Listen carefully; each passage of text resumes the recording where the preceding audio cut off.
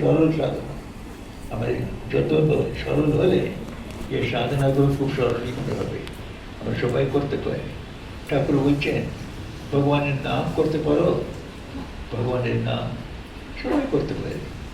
ওম রামকৃষ্ণ, ওম রামকৃষ্ণ, ওম রামকৃষ্ণ কেরা করতে পারে, বাচ্চাও করতে পারে। করো, ভগবানের নাম করো, প্রেমের সঙ্গে 1000 বার করো রামকৃষ্ণ রামকৃষ্ণ, দেখবে তুমি ভগবানের কাছে যাচ্ছ। এই করতে করতে করতে ভগবান লাভ হবে।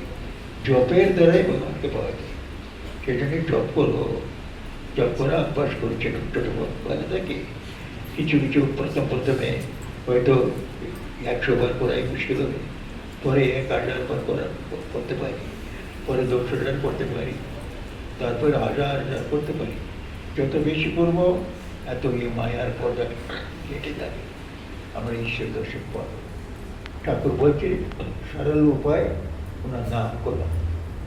নামের সঙ্গে সঙ্গে আমরা সবসময় নাম করতে পারি না, তো কোনো সময়ে মানুষ ক্লান্ত হয়ে যায়, ঠিক নাম করতে করতে পারা যাচ্ছে না, বোর হতে হয় বলতে না, এরকম বোর হয়ে যায়। তখন কি করতে হবে? অন্যরূপে ওনাকে করতে হবে। অন্যরূপে ঠাকুরের সঙ্গে আমার মনটাকে জড়িত রাখার জন্যে ওনার মহিমা গান করা।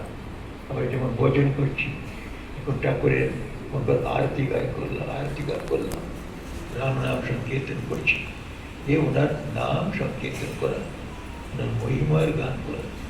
এটা তুলে দিয়ে মনটাকে ঠাকুরের দিকে এগিয়ে সে মন শুদ্ধ হয়ে ঠাকুরের সাক্ষাৎকার হয়। তো নাম জপ আমরা করতে পারি।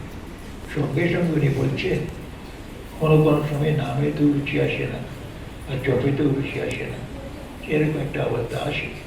তখন উনি বলছেন তখন যারা নাম জপ করছে ওদের সবাই গিয়ে সম্মিলিত হোক। যেমন এই সভাতে আমরা সবাই এসেছি অন্য কোনো লাভের জন্য নেই,